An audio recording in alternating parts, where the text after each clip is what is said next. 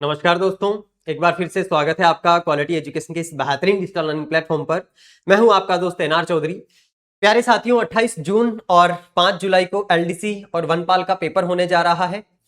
सबसे पहले आप सभी को इस एग्जाम के लिए अग्रिम शुभकामनाएं कि आपने बहुत बेहतरीन जो आज तक तैयारी करी है, आपकी वो तैयारी मुकम्मल हो और आप लोग सिलेक्शन ले, अपने माँ बाप की आंखों में खुशियों के आंसू लेकर के आए, उनको अपने आप पर प्राउड फील करवाएं।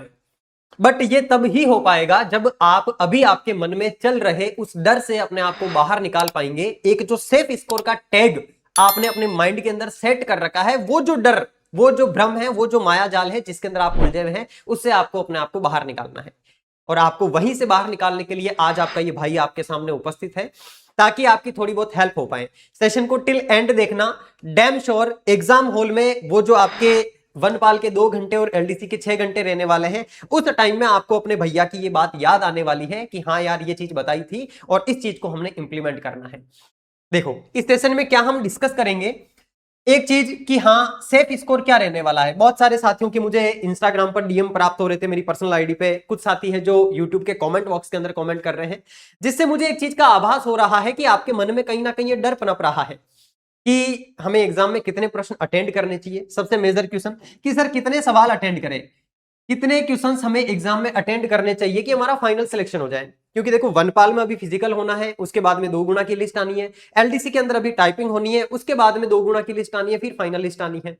तो किस किस स्टेप पर कितनी कट ऑफ रह सकती है, कितने क्वेश्चन हमें उस अकॉर्डिंग अटेंड करने चाहिए ताकि हम फाइनल सिलेक्शन ले सके। ये जो आपके मन में डर चल रहा है, आज उस डर का समाधान यहां पर होने वाला है। ये जितना भी डर, जो भी चीज आपको डरा करके बैठी है, जो भी चीज आपके एग्जाम में सवाल आपसे गलत करवा सकती है या आपको सिलेक्शन की लिस्ट से बाहर कर सकती है, उन चीजों के ऊपर अपन डिस्कस करेंगे।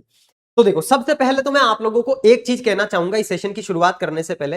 हालांकि मैं आपको बताऊंगा कि हाँ, आपको एक ऑप्टिमल टारगेट कितना रखना चाहिए एलडीसी और वनपाल दोनों ही एग्जाम के अंदर, उन बातों पर भी हम डिस्कस करेंगे बिल्कुल साइंटिफिक वे में।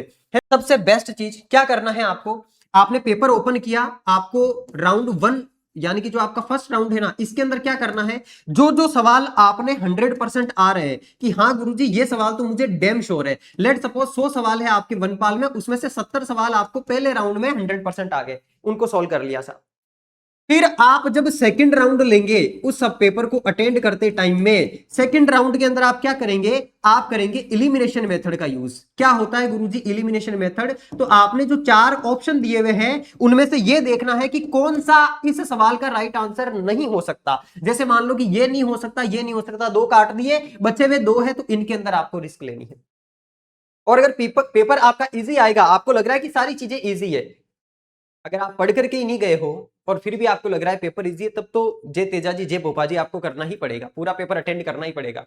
क्योंकि जब सिलेक्शन हो ही नहीं रहा है आपका, 40% क्राइटेरिया आपका क्लियर नहीं हो रहा है, तब तो फिर क्या ही तुक बनता है पेपर को साइंटिफिक तरीके से सोल्व करने का, अगर आपने तैयारी नहीं करी है। तो जो तैयारी नहीं करके जा रहे हैं, उनको तो नो डाउट पूरा पेपर ही सोल्व करके आना पड़ेगा, क्योंकि उनकी तो वहां पर किस्मत ही काम करने वाली है। मैं यहां बात कर रहा हूं उन मेहनती विद्यार्थियों की जिन्होंने शिद्दत से तैयारी करी है, जो बिल्कुल वेल प्रूवन मेथड से पेपर अटेंड करना चाहते हैं, उनके लिए। तो यहां पर आपको इस दूसरे मेथड में, एलिमिनेशन मेथड को यूज करके, लगभग मान के चलो आप 10 से 15 या 20 सवाल भी आप यहां पर अटेंड कर लोगे।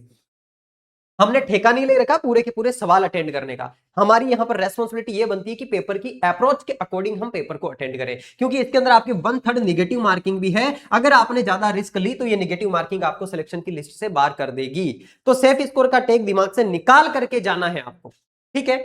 दूसरा हम बात करते हैं आपकी एलडीसी की। देखो, एलडीसी के अंदर क्या हुआ था, पहले होती है आपके एलडीसी के अंदर टाइपिंग, है ना, मतलब रिटर्न एग्जाम हो गया, फिर आपको टाइपिंग के लिए बुलाएंगे। टाइपिंग पास हो गई, फिर 2 गुना बच्चों को डीवी के लिए बुलाएंगे। 2 गुना या 1.5 गुना बच्चों में से फिर फाइनल 1 गुना की लिस्ट निकालेंगे। तो यहां पर मैं आपको एक तो बता रहा हूं, टाइपिंग के लिए जो कट ऑफ गई थी, वो जेन्स जनरल जेन्स की कट ऑफ थी 142। कितने में से गुरुजी? 200 में से। आपके टोटल 150 300 सवाल आते हैं। एक सवाल 0.66 नंबर का होता है एलडीसी में, और 200 नंबर होते हैं। पेपर 1 100 नंबर का, पेपर 2 100 नंबर का। ये तो चीज आप लोगों को पता ही है, तैयारी कर रहे हो तो। अब इन 200 में से जिस बच्चे के जनरल के अंदर जेन्स में 142.13 मार्क्स आए थे, वो बच्चा टाइपिंग के लिए क्वालिफाई हुआ था। यहां पर आपके ईडब्ल्यूएस की कट ऑफ थी 132, एससी की कट ऑफ थी 118, एसटी की थी 110 और ओबीसी की थी 138। ये टाइपिंग कॉल के लिए। और इसके बाद में 100 नंबर की आपकी टाइपिंग होती है। टाइपिंग के बाद में 2 गुना की कट ऑफ आपकी आती है, और उसके बाद में फाइनल जो कट ऑफ आती है वो आपके सामने लगी हुई है। अच्छा, फाइनल कट ऑफ भी अलग अलग आई थी आपके एलडीसी के अंदर अभी 2024 वाली वैकेंसी में। एक तो जनरल जो नॉन टीएसपी वाले बच्चे हैं उनके लिए कट ऑफ इन्होंने जारी करी, एक आपके सेक्रेटरीट के अंदर जिन जिन बच्चों का सिलेक्शन हुआ है उनकी अलग कट ऑफ थी, और आरपीएससी वाले बच्चों के लिए अलग कट ऑफ थी। आपने इस बार भी फॉर्म भरे होंगे। तो आरपीएससी में तो जनरल जेंट्स में जिस बच्चे के 246 से ज्यादा नंबर थे वो बच्चा आरपीएससी के अंदर गया है। ओबीसी की बात करूं तो इसमें 243 से ज्यादा नंबर वाला बच्चा गया है। और अगर सेक्रेटरीट की बात करूं तो इसकी कट ऑफ तो उससे भी ज्यादा है, क्योंकि फर्स्ट प्रायोरिटी पे सब लोग सेक्रेटरीट को ही भरते हैं, सचिवालय को ही भरते हैं। सचिवालय में अगर आपके हाई स्कोर है, सबसे ज्यादा स्कोर है, तो ही आप सिलेक्ट हो पाएंगे। मैं एक जनरल की बात करूं जो नॉन टीएसपी एआरडी वालों की, तो इनकी कट ऑफ ये है। यहां पर आप देखोगे जनरल की कट ऑफ है 231। ये कब है? जब इसके अंदर 100 नंबर की टाइपिंग वाले मार्क्स मिला दिए उसके बाद में। ठीक है, यहां पर ईडब्ल्यूएस की कट ऑफ थी 222, एससी की थी 202, एसटी की थी 192 और ओबीसी की थी 227। ये वाली जो कट ऑफ है ये आपके फाइनल सिलेक्शन की कट ऑफ है, फाइनल मेरिट लिस्ट है आपकी।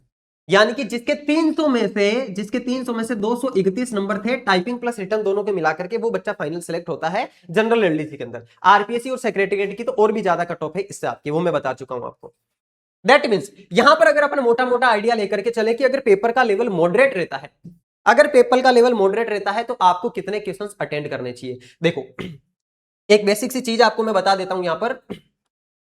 यहां पर आपके जो है टाइपिंग कॉल होता है कहां का? जनरल का 142 पे, उसके बाद में ओबीसी का 138 पे, एससी का जो है आपके 118 पे और एसटी का 110 पे, और ये फाइनल की कट ऑफ है। तो यहां पर देखो कितना जंप हुआ है, लगभग 90 नंबर आपके जंप हुए हैं। यानी कि टाइपिंग के अंदर अगर आपके 90 नंबर आए हैं ना, तब जाकर के आप फाइनल सिलेक्शन ले पा रहे हो। यहां पर देख लोगे आप 138 से 227, यहां पर भी लगभग 90 नंबर।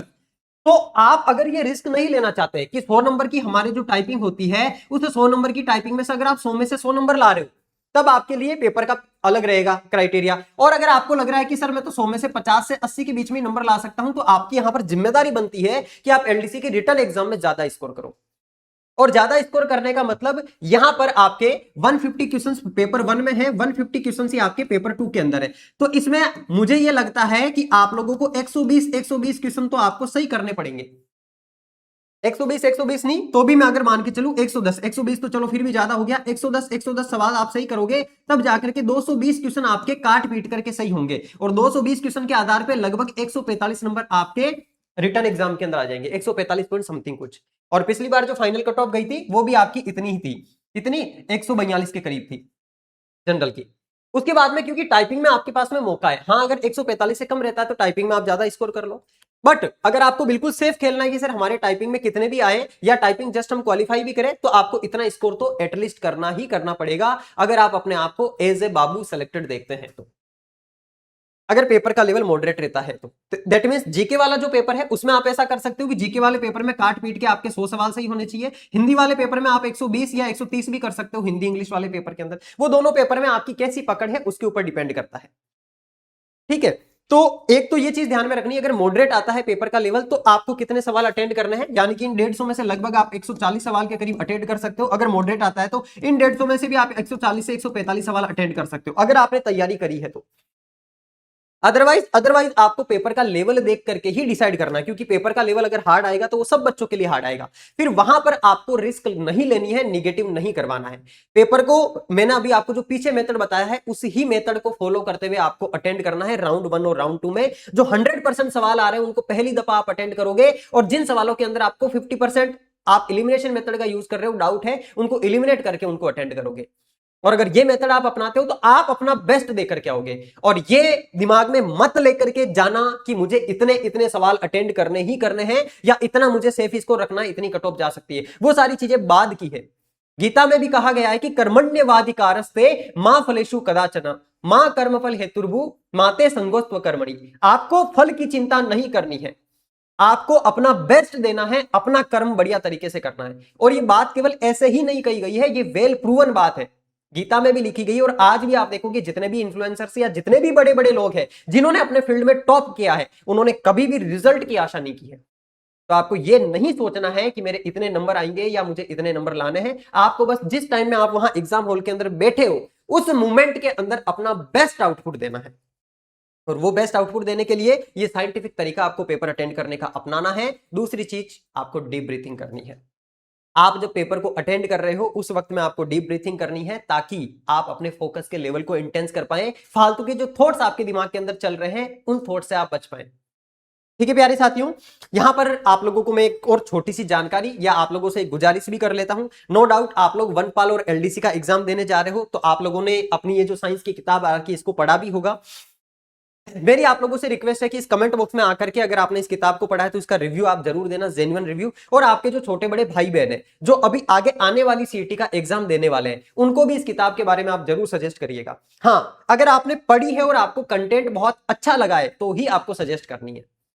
और डैम श्योर ये किताब आपकी आरबीएसई और एनसीईआरटी की मूल किताबों से बनाई गई है। और आपके जब लेब इसका वनपाल का और एलडीसी का पेपर हो जाएगा, तब इस किताब में से हम लोग यहां पर प्रूफ भी देखने वाले हैं कि इस किताब में से कितने सवाल आपको एग्जाम में देखने को मिले। और मैं डंके की चोट के साथ आपको यहां कह सकता हूं, मैक्सिमम क्वेश्चन पूरे राजस्थान में सबसे ज्यादा अगर आपको यहां पर कोई सोर्सेज मिला पाएगा तो वो अपनी यही वाली किताब होगी, क्योंकि इस किताब में सारा का सारा ओरिजिनल कंटेंट डाला गया है। एलडीसी में भी, वनपाल में भी, आगे आने वाली सीईटी में भी, साइंस में तो ये रामबाण किताब रहने वाली है। तो अगर आपने जेन्युइन तरीके से इसको पढ़ा है तो अपना जेन्युइन रिव्यू भी लिखिएगा कमेंट बॉक्स में, और आपके छोटे बड़े भाई बहनों को इसके लिए आप सजेस्ट भी कीजिएगा। बाकी आप लोगों को आपके एग्जाम के लिए ऑल द बेस्ट। बिल्कुल डीप ब्रीथिंग करनी है, कॉन्सेंट्रेट होकर के, फोकस्ड होकर के पेपर को अटेंड करना है और साइंटिफिक तरीके से अटेंड करना है। दिमाग में ये नहीं लेकर के जाना है कि मुझे इतने इतने क्वेश्चन अटेंड करने हैं। हाँ, आपको एक जागरूक विद्यार्थी होने के नाते ये पता जरूर होना चाहिए कि आपकी एग्जाम की अप्रोच क्या है, पिछला जो एग्जाम हुआ था उसके अंदर कितनी कट ऑफ रही थी, उन सारी चीजों के बारे में जानकारी मैंने यहां पर आपको दे दी है, बिल्कुल एनालिटिकल अप्रोच के साथ में। बट देखो, फ्यूचर बिल्कुल अनप्रेडिक्टेबल होता है, कुछ भी हो सकता है आपके एग्जाम हॉल के अंदर, पेपर कैसा भी आ सकता है। तो वहां पर पेपर का लेवल कैसा है, उस अप्रोच के आधार पर आप एग्जाम हॉल में बैठे बैठे ही ये डिसाइड करेंगे कि आपको कितने सवाल अटेंड करने हैं। तो इस डर को निकाल के जाना मेरे प्यारे भाई, मेरी प्यारी बहना, अपने इस भाई की बात की लाज रख लेना, साइंटिफिक तरीके से इस चीज को अपना लेना। डैम श्योर तुम जब अपना बेस्ट आउटपुट देकर के आओगे, कलेक्शन लेके ही आओगे।